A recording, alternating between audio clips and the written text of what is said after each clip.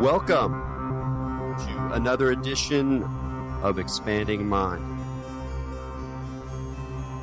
I'm your host, Erik Davis, continuing our conversations about the cultures of consciousness. One of the most remarkable experiences of meditation I ever had was actually rather mundane. I was listening to the sounds around me, as I often do in my meditation practice, partly just because it's such an easy thing to do, and it tends to calm and spread the mind through space, inside and out. So I'm just listening, and, what do I hear? I hear the garbage man, the kids crying, the bus going by, the Muni truck, my own breathing, pretty mundane stuff. And then suddenly something shifted, and all the sounds were more or less the same, and there were still sounds that were happening, that were coming and going. I could identify them. But instead of hearing sounds, I was just hearing. And the hearing was kind of like a resplendent, glittering silence or space within which these sound events were happening. But there was no real difference between the sounds and the silence, even though I could still recognize the particular trash man, car, train.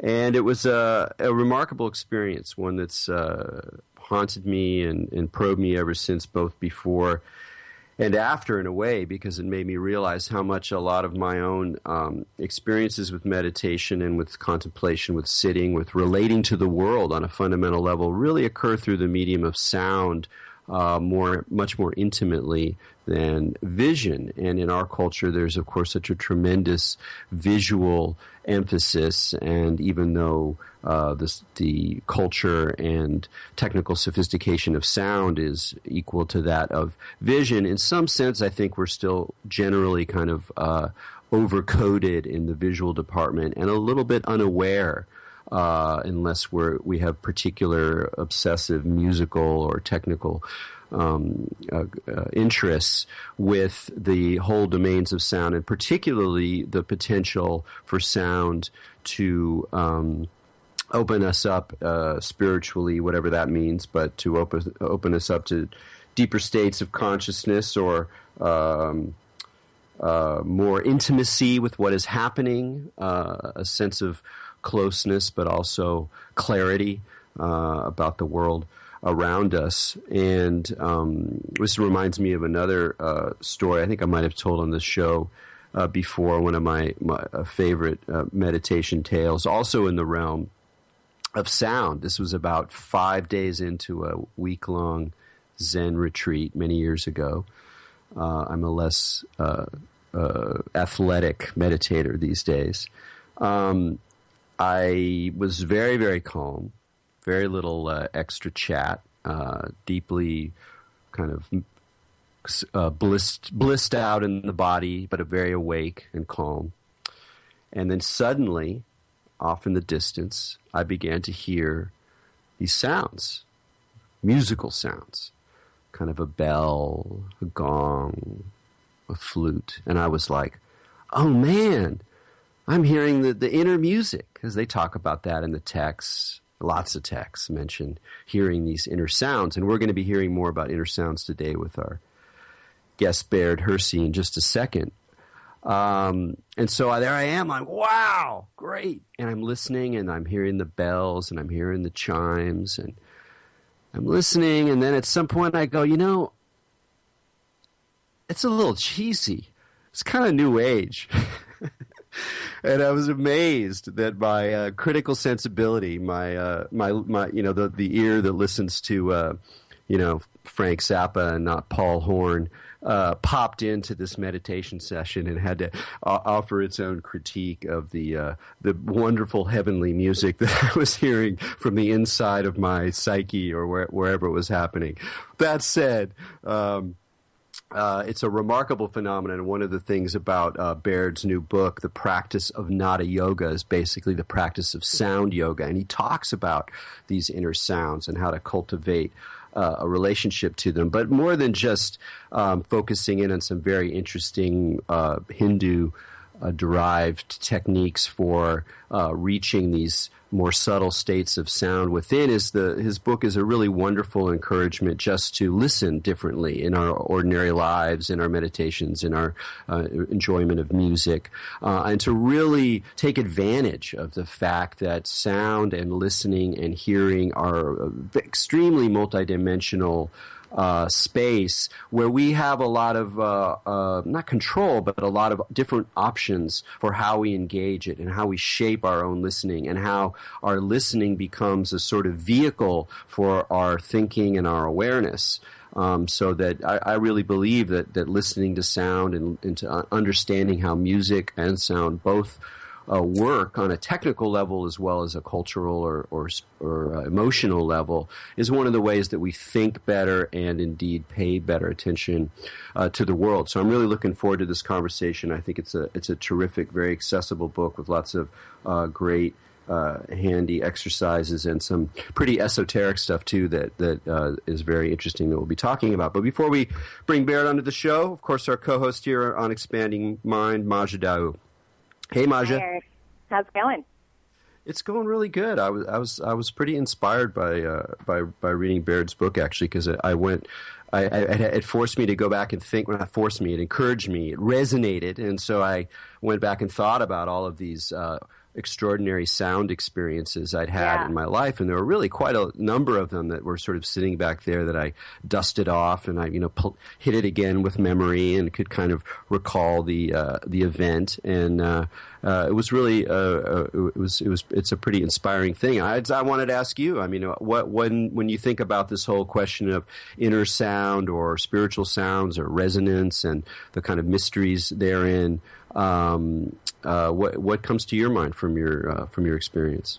Yeah, similarly, like you, sound has played a really important role. And it's funny, because, people will talk about it, obviously, but it doesn't get as much attention as other spiritual techniques, the listening. Like, I was taught techniques from my spiritual teacher, and like I've said before, people don't think about your third ear that you have. We just think about the third eye. But I contend that the third ear is just as real. And for me, I've had those experiences triggered both by listening to specific music, and also my most profound one, like you, was by listening to only just the sounds that were there.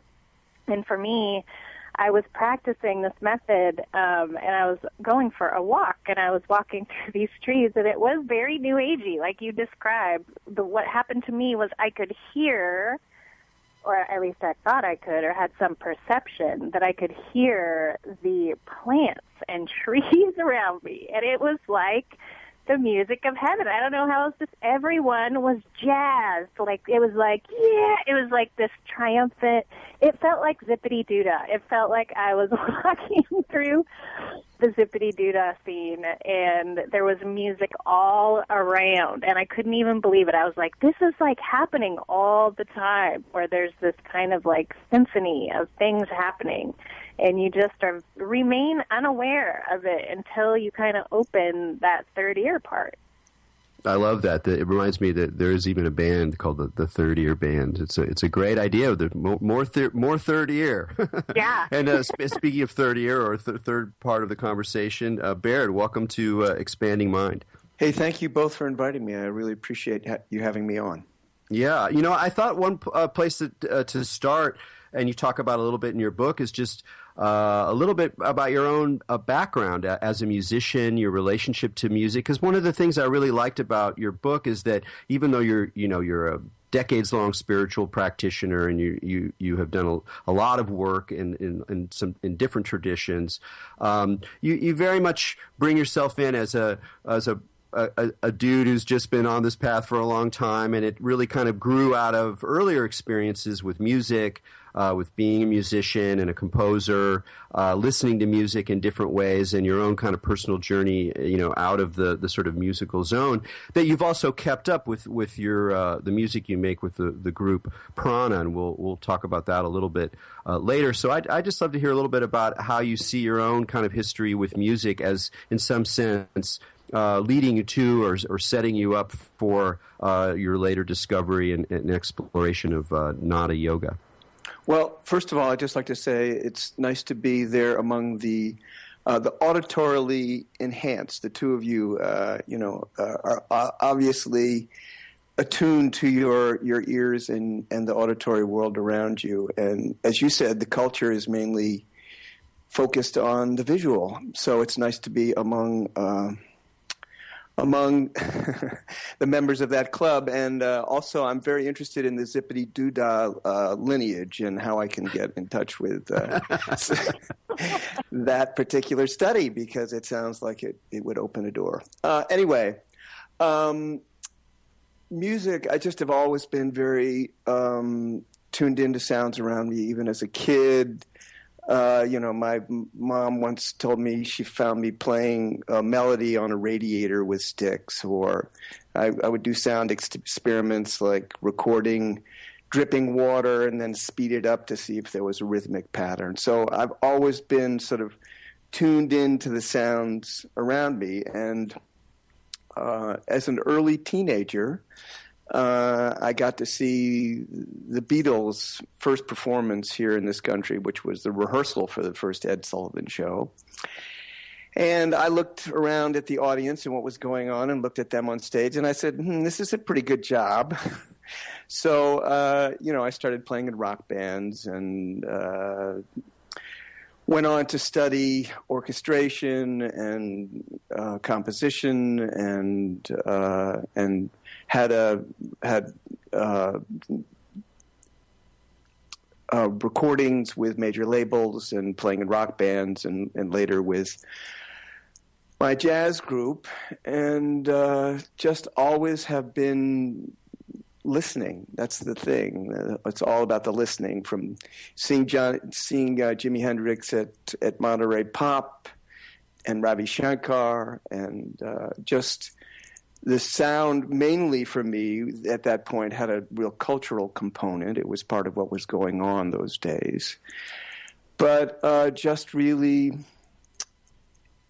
attuned to listening. And that is actually, as you mentioned, the premise of the book is basically, if we're listening, as you had in your experience, if we're listening, then we can't be talking. We can't be speaking internally. We can't have that inner dialogue going on if we're really, really listening. Yeah, it's beautiful. It reminds me of there's one of my favorite images for the mind in meditation is the sense as if you were right next to a clearing in the forest, and you're sitting there waiting attentively for a creature to emerge. Like it's not just that you're looking like but there's a little bit of edge to it, just a little bit. And listening has that quality because you can just be absorbed in sound, which is of course wonderful. That can come with music and with meditation. But as a practice, there's something of listening where there's a little bit of what's there? Like a little tiny little push, but in the midst of an otherwise very open, very clear kind of mind. And so that really comes through for me, is that there's a kind of there's an engagement in listening. Yeah, and I think that probably goes back to survival, back when we were hunting gatherers. That if we heard a sound, we had to stop and really focus on that sound and really hear if a mountain lion was coming through the woods or some other predator. And so when we listen, we stop this talking and we really focus. And the idea of the book is to extend these periods of focused listening so that the dialogue dies away and we eventually are just in that open space that you were talking about, just listening.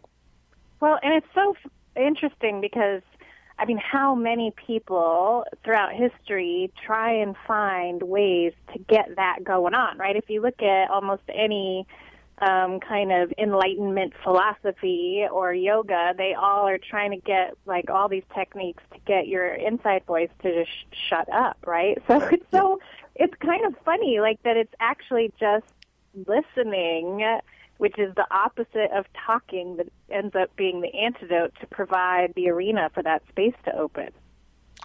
Well, as we're having this conversation now, I'm listening to you speaking. I'm not trying to speak at the same time. And that is true also. You know, that's the hallmark of a good conversation, is that you actually listen to what the other person is saying. And when you're doing that, then the inner dialogue is not so much. And the same thing is true as we listen to the world around us or the internal sounds, that the dialogue is quieted because we are focused on hearing, on input rather than output.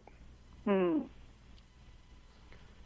And there's something about that listening to words too. I mean, and you have a chapter or two in the book, and I'd like to hear you, just because we do conversation on the show, and one of the reasons I do this show, and I try to do it the way I do, is to really bring forward and keep alive the art of conversation. It is, you know, it's sort of an interview show, but it's also really more of an excuse or opportunity to have a conversation. And that in conversation, as you say, requires a certain kind of listening. Usually we think of meditation and all that as something that's just happening outside of the realm of words, right, for good reasons. But you point to some ways that even attending to how we listen to words, we can begin to work on this larger project of meditating with sound. So could you talk a little bit about that? Well, you know, as babies, we don't understand language as newborns, and we only understand them as sound. And the cooing that parents will do, the sounds, the baby talk, it's all just sound. And then eventually in our development, we arrive at a point where we understand that these sounds actually have meaning attached to them. And we tend, as we grow older and become adults, to attach just to the meaning and lose the ability to hear the sound. Now, if you can step back from the content of what someone is saying and just listen to the sound of their voice, you're going to get a lot of information about what their internal state is, about where they are in terms of what they're talking about. And that sometimes can be more effective than dealing with the content. So, you know, if you're sitting in a movie theater and you just take a moment or sit quietly before the film comes on and listen to all of the people talking, it just becomes a sound. It becomes this sort of mildly percolating surface of sound that is there in the room. And so it is an important part of our speech and something that we often neglect. Yeah, that sense of listening to the texture of the words, so listening to it as a kind of an event in sound with its own particular characteristics, aside from the semantic meaning that's being conveyed, reminds me of one of the concepts in music, the discourse around music, that when I really understood it, really changed the way I listen to the world and changed my way that I attend to the world, which is this idea of timbre, and the notion that if you hear, you know, a middle C on a violin, and then you hear it on an oboe, and then you hear it on a really old violin, they're all going to have a different texture, a different quality, and it's really timbre that we're responding to a lot of the time. And so even beyond the emotional information you can get from listening to people's voices as well as what their words are, there's also the fact that we all have unique clusters of timbre We have different ways, we have different textures, and they're as unique as fingerprints. And listening to people, listening to the world at the level of timbre, I have found is a way to sort of appreciate it and then kind of go beyond what it means to what it kind of feels like. So I can hear, it's another car on the street. But if I really attend to like, what's that particular texture right now with this particular car, then I go beyond, it's another car on the street, to, wow, there's a certain rush, it has a certain flavor, it's kind of like a waterfall, there's a little, little vibrancy there. And so timbre seems to be, for me, one of the ways to get into that deeper kind of listening. And it's something, of course, you cultivate in being a music fan as well as a kind of meditator. Yeah, I want to ask you a question in a minute, but first I'm going to address some of the things you said. Yes, we're all different instruments, and just like you said, an oboe or a violin or a piano are all going to have different timbres. And this touches, for me, on another part of my musical life, which has to do with harmonics. My group and myself do harmonic singing, which is the ability to sing two pitches at once. You sing one with your vocal cords, and you shape the air in your mouth and throat into basically a vibrating tube, like a clarinet or a flute, and you're able to tune the volume of that the same way you would lifting or lowering your fingers on a flute or clarinet. And what you're doing is bringing out the harmonics. The harmonics are naturally occurring mathematical, perfect subdivisions of the pitch. And the reason I'm bringing this up is, in fact, that's what determines timbre, is the harmonic content. This chord within the sound, within every pitch, there's a chord of these harmonics. If you play guitar, you know about harmonics. You subdivide the string, and that brings out the harmonics. Well, the same thing exists in most sounds, and it's what, in fact, allows us to differentiate between a flute, which is a very pure sound with not a lot of harmonic content, and a violin, which has quite a bit of harmonic content. And it's, other than the attack, the beginning of the note, it's what allows us to discriminate between the two, are these harmonics. It is a subtlety of sound which I've just paid a lot of attention to. So yeah, and it's funny too, like in terms of discernment, because I don't know if you guys remember this. It was out in the news a little while. There was this blind kid in the inner city, and he was effectively using echolocation, where he would clap his hands or his thigh, and based on the timbre of what he would hear back, he could actually say, like, oh, that's a parked car. There's a garbage can on the left. There's that, and that was only through the discernment of like those particular timbres. So not only can you like make distinctions, but those distinctions can even take the form of forms. Yeah, echolocation. It basically. I believe what blind people are doing, and there are a number of people who are really amazingly adept at doing this, is basically they recruit part of the visual cortex and use it to process the echo off of the things around them, and actually, I would imagine, make kind of a visual representation, although they can't see using the visual cortex. They make a visual representation of what is providing the echo, what's it's bouncing off of, much the same way that the dolphins and bats put out a sound which bounces back to them and gives them this auditory image of what is there in the world. Now, my question for you, Erik, was in hearing you talk about hearing a truck and that it was like a waterfall and all of these sort of, in a way, images that you associated with the sound. And my question for you is, do you compare them to the sound of the waterfall, or in some way do you see the sound and know that it's somewhat like a waterfall? Oh, that's an interesting question. I still wouldn't say that seeing is the kind of metaphoric sensory mode. It's more like touching, like feeling, like running my hands over a cloth, and like the how soft the cloth is, or how if you can feel the threads, or it's just very smooth. It's sort of more tactile.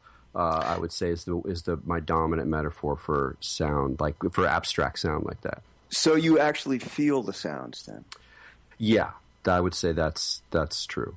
And so then and I usually don't think about something else. I usually don't go, oh, that sounds like a waterfall. It's really more like I've learned to kind of appreciate it, almost like the way you pick up a piece of cloth and you kind of rub it a little bit to go, oh, that's fine weave, or let's get a little bit more detailed, or and for me, part of the reason I've done this is because I'm kind of lazy, and I have a very and it's very easy for me to give into my chattering mind. And so to just command myself to listen, stop thinking, come back to the breath, it's like, it gets kind of tedious. And so I have sort of tried to hijack my hedonism, my enjoyment of things, of just the physical objects Erik, in my world. Erik. I try to hijack that for my meditation. So it's like, hey, why don't you just appreciate, like really kind of taste it, like get in there and get a feel for all these ordinary,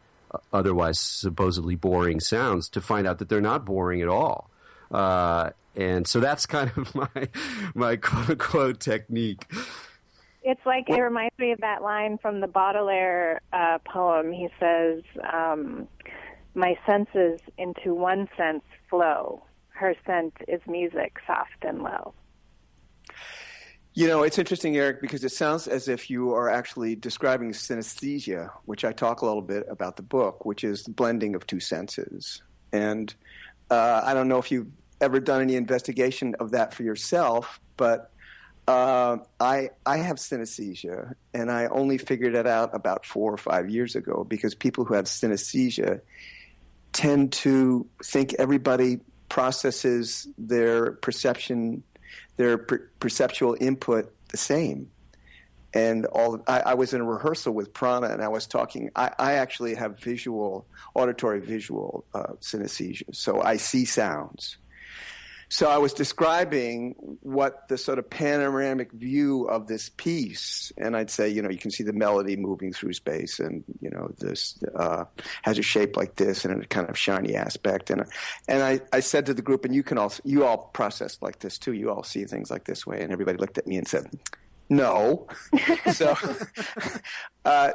I just realized that, in fact, I have synesthesia. But what you're describing, and what I also say in the book, is I think that synesthesia is something that everybody can cultivate, and it's a matter of just opening up neural pathways that were kind of compartmentalized off as our brain developed, and it's a matter of just reinitiating those again. And it may be that you have learned synesthesia because of your wish to employ your hedonism, but it may be something that you naturally have as well. So yeah, that's an interesting. I have had experiences that were the visual ones on a few occasions with music and things like that. So that's an interesting idea. We're here speaking with Mr. Erik Davis and Baird Hersey. We're talking about hearing and sound and nada yoga, and how we can use sound and listen in order to kind of expand our consciousness. And before the break, Baird, you were talking a little bit about your synesthesia. So let me ask you this. Maybe you've talked to other folks about it. So for you, you have this kind of innate quality to process sound in a sort of wider manner due to the synesthesia. You can kind of have those combinations of things. Do you feel like some people are just kind of left out of those experiences? Like, do you think there's dispositions in folks where they'd be more or less likely to be able to do this, or is it something that kind of like anybody can do and experience? Well, I think that we all have our gifts and our deficits, and we all process the world in different ways. Some of us are visual, some of us are auditory, some of us are kinesthetic, some are combinations of all three, and it's a very rich variety that allows for all different kinds of ways of processing our perceptions. And so I think that I'm a strong believer in neuroplasticity, and through use of our brain in a repetitive manner, we can cultivate, many, many, many things. And it's a matter of having the desire and having the time to do whatever the practice is. So, yeah, I think that anybody probably could do what I do. I've been doing it a long time, which helps. Yeah. So, but I do think that, cultivating synesthesia, I think, is possible without chemicals. In fact, I think it can be done naturally if you cultivate it. Well, another thing I want to talk about cultivation is overtone singing. It's like sometimes people are I'm in yoga class and oming, and I can start to hear little overtones in myself or in someone next to me. And how easy is it to really get to be able to control the pitch, or at least to be reliably produce an overtone singing? Well, one of the members of Prana said it's somewhere between a parlor trick and enlightenment. But in fact, pretty good. In fact, as you're speaking to me, you're making overtones, you're making harmonics, because they're in speech they're called formants. But when in fact what we're doing is the difference between an ooh sound and an ah sound and an e sound stress different frequencies of the harmonic, and it's one of the ways that we can differentiate the vowel sounds is the harmonic content. And that's pretty significant, because if you look at esoteric teachings, like if we go into Kabbalah, they literally have rules where you can't, like the reason they don't shave their beards, or one of them, according to the material, is that they can't have metal touch their face, because that's where the foramens are, and it's said that will interfere with the harmonics or the resonance when they specifically sing the name of God, which has, the tetragrammaton. So they keep those foramens that you're mentioning play very significant roles in most of the, religious uses of trying to get those harmonics turned on. That's very interesting, and every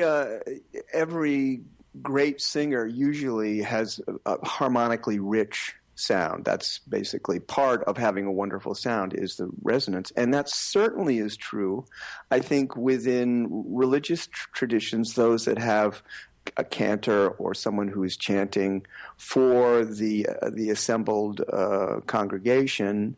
That cultivating that kind of resonance so that you can fill the space, not only to help, connect you with the higher power, but also to communicate it to the folks. It would make sense that you want to cultivate that particular aspect of sound.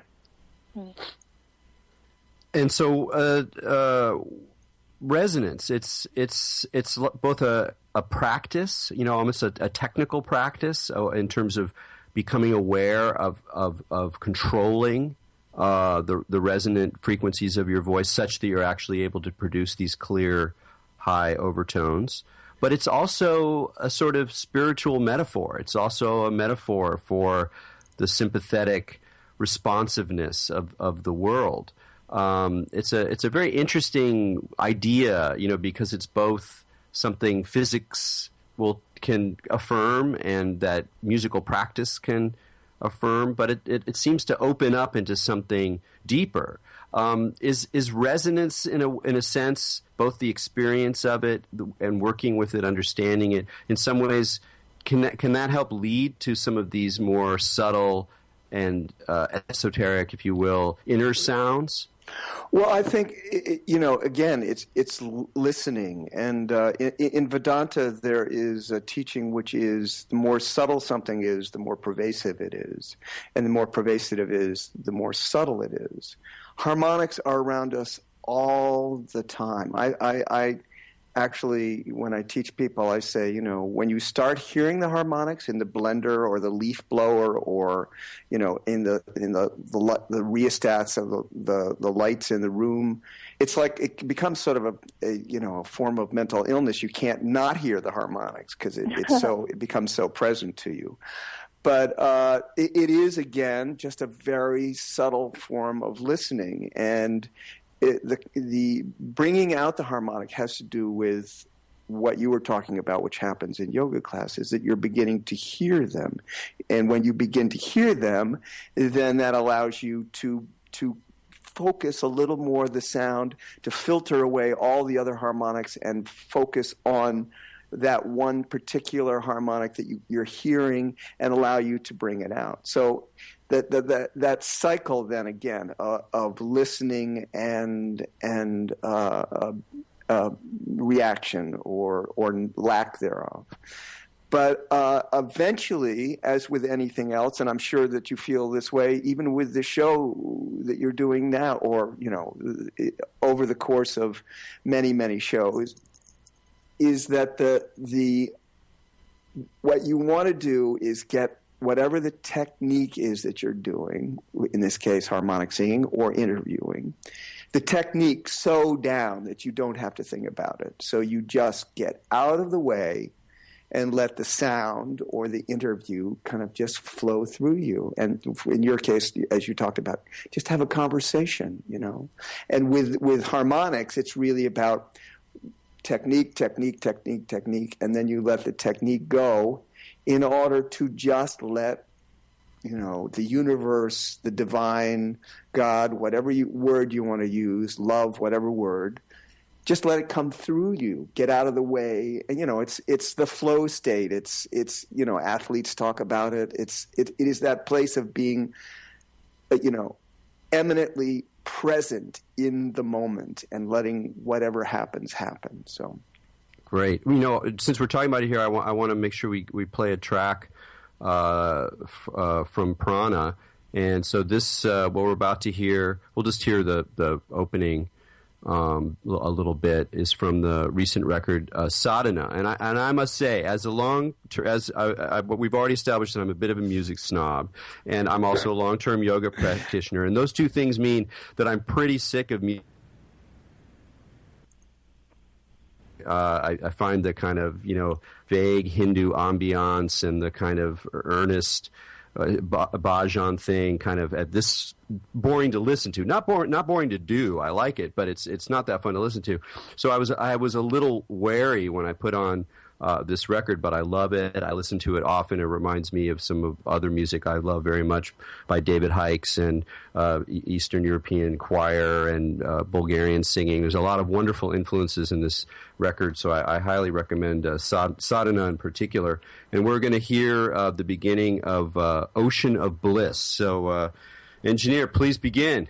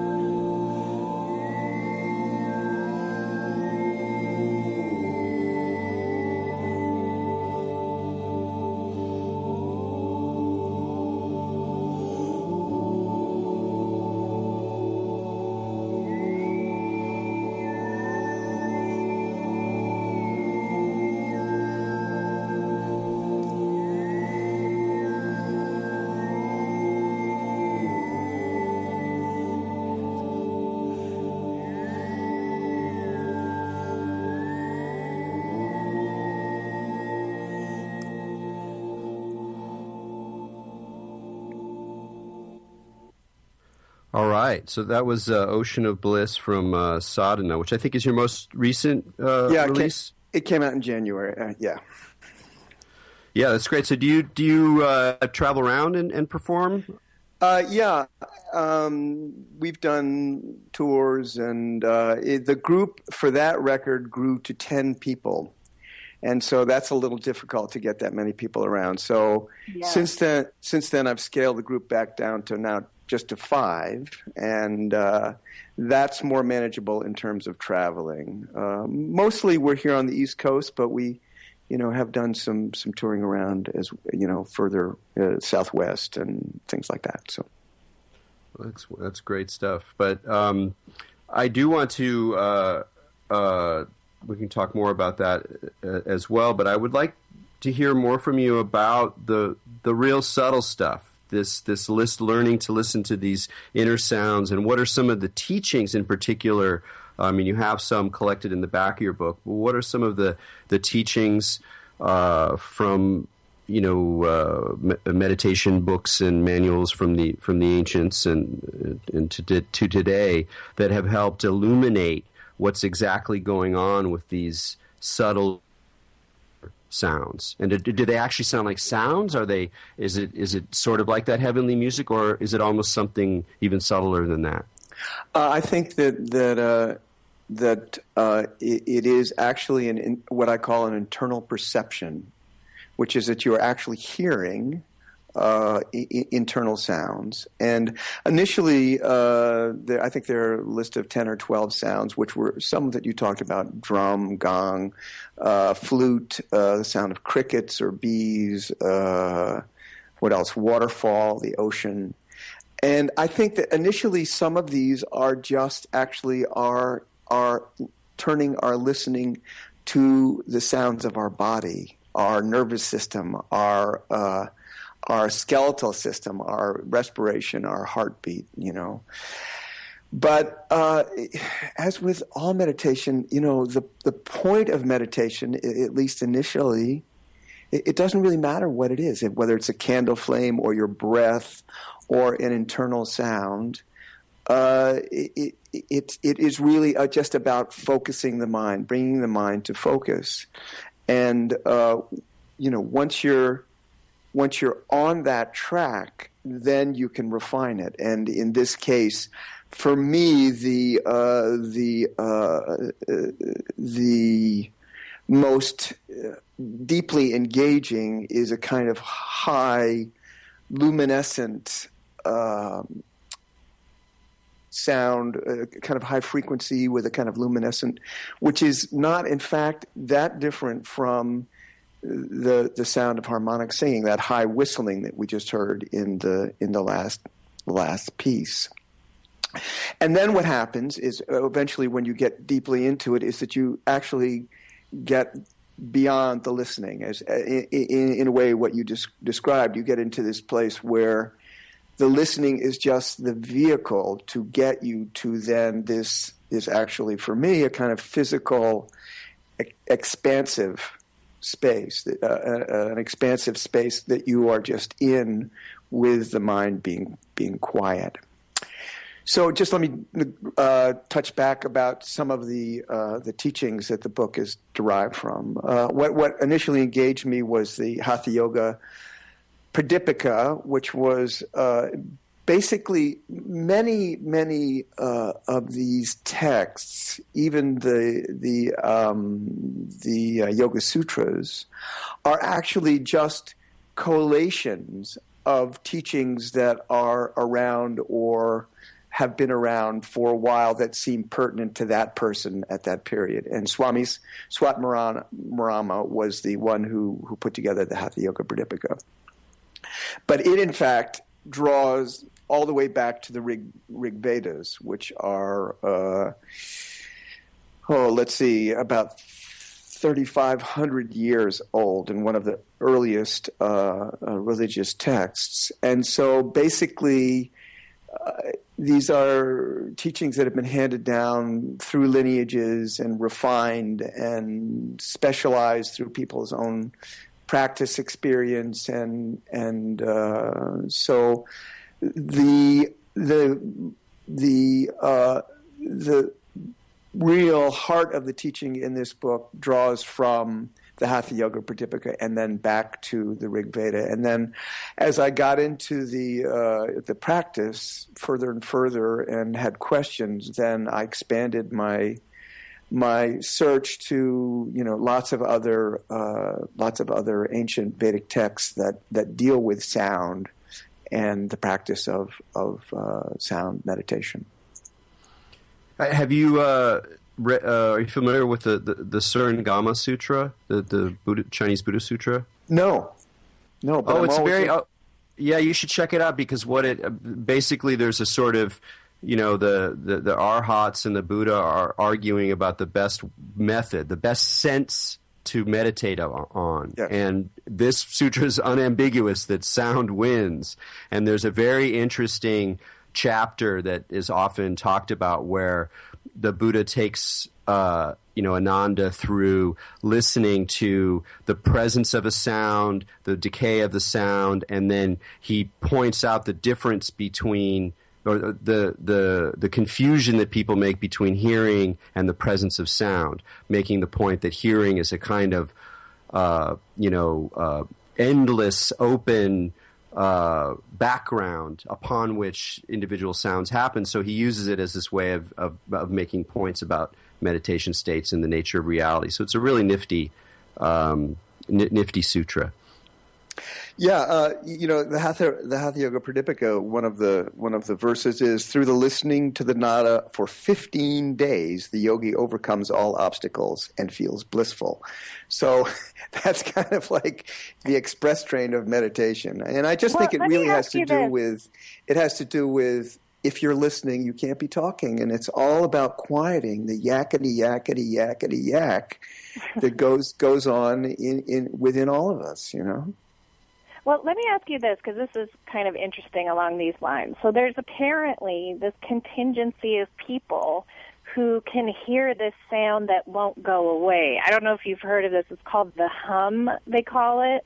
And there's been scientists that have actually measured this thing, and they think they can kind of find it. And what people all describe it in the same way. There's like a bunch of conspiracy sites about it too, but then there is actually people who verify that it's a real thing. And what happens to people who hear this hum, and they describe it as like a natural low frequency rumble that they hear, and it kind of drives them mad. So this is interesting because a lot of the yoga material seems to advocate, if we really listen and focus in on things, that's the key to freedom. But then there's individuals who can find these noises, and it becomes like the telltale heart or something, and they get attached to it and can't escape it, kind of. Well, one of the premises of string theory, whether you believe it or not, is that everything is vibrating, and right. Whether it's on a subatomic level or whether it's the sun, which is vibrating at thousands and thousands of different frequencies, everything is vibrating. And, when we become attuned to something, then especially if we don't know what it is, then it gets our curiosity and sometimes obsessive attention. I also, from playing in many, many rock bands when I was younger, have tinnitus, which is a ringing in my ears. And I people ask me if it's an obstacle to overcome it in order to do the sound meditation. And my advice about it is, well, you just use it as the initial point of focus, and you're never going to make it go away. You can't suppress it. You may eventually be able to listen around it or over it or behind it. But I in terms of the hum, if we pay attention to the vibrating world around us, we become aware of it, the feeling it makes in our body as well as what we can perceive with our ears. That's so true. And comparing it with the tinnitus is such a good point, because there's some people that will hear those sounds all the time, or even there's some disorders where the person hears their own heartbeat.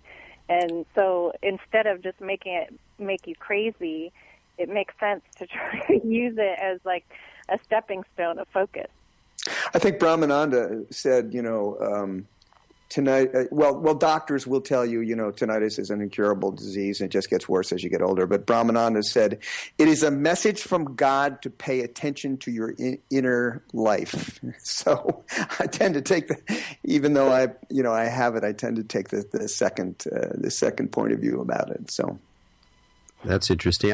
I'm also curious. I mean, I'm thinking about, again, I like the way that you have lots of different levels of exercises in the book, and you do talk about the things you can do with media. You talk about watching television without the sound and trying to sort of listen to the inner sound and kind of focus in on how you kind of fill in sound with images. And you talk some about listening to music as well. And since these are things that, if you ask people say, oh, yeah, I listen to music all the time, but I don't think we actually listen to music very much anymore. I think it's either a background situation where it's just one of a number of inputs that we're multitasking, or frankly, I think people tend to listen for, it's almost like the thing we were saying earlier about speech, where you can listen to the words people are saying and the meaning and extract the meaning, but you can also listen to the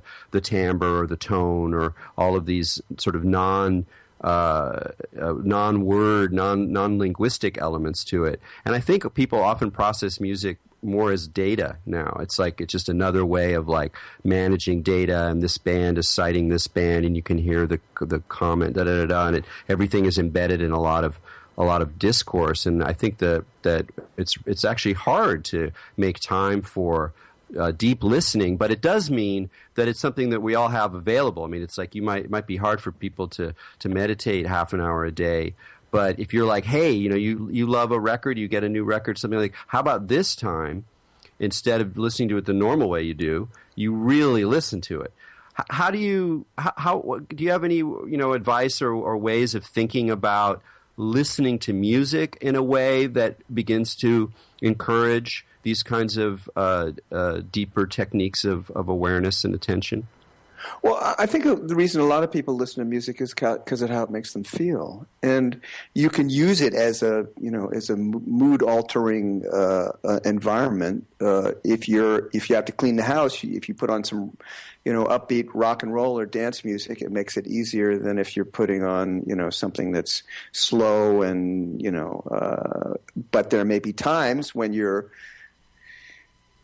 broken up with your significant other and you want to listen to some really sad music. These are things that are very evocative of feeling within us, and I think that's sort of the mood alteration aspect of music is very very prevalent, I think. But in terms of listening, it's one of the things I talk about, if you're really interested is, for instance, put on your favorite song and try and pick out one instrument in the song and listen to it all the way through, whether it's a guitar or a synthesizer, or rather than just listening to the voice, try and really focus in and see what it's playing and see if it changes throughout the song or if it repeats or what. Because generally, I think when people listen, they tend to swallow and digest the sound as a whole rather than in smaller pieces. And that's just a refinement of listening, I think. Yeah, and I think that's also a really good evidence or support for this idea that discernment and plucking out particulars is not necessarily anti-meditation. I think sometimes people have a sense that in meditation, the idea is to just diffuse and get to the whole, get to the one, get to the it's all one happening thing as quickly as possible. But that there's another side of that which actually involves developing a kind of discernment that needs to go in and isolate particulars on the way towards richer, multidimensional engagements with things. Yeah, I mean, just like with a harmonic where I talk about we filter out all the other harmonics and we focus the harmonic, Same thing is true with meditation. There's the Sanskrit expression neti neti, which means not, and basically you are filtering out all of your other thoughts and trying to bring to your meditation that single pointed, that one focus, but filtering everything else out. So yeah, discernment. That's a good word for it, I think. Well, good. I mean, we're going to wrap it up here. I wanted to let people know that they can find out more about you and Prana at pranasound.com. I don't know if you have other events coming up or things that you might want to let people know about. We're just getting ready to record another album with this new configuration, and I think the next thing we have is a concert with a percussion group called Nexus and Paul Winter in April. So that's the next thing. We're in kind of a work mode at this point, so we're not performing much right now. I'm writing a lot, and we're rehearsing and getting ready to record. So. Well, great. Well, Baird, thank you very much for joining us on Expanding Mind. Hey, thank you both for having me. It's really been a pleasure having this conversation with you. Wonderful. All right. Well, okay. From me and Majid, all you out there, keep your minds open. Thank you. Thanks.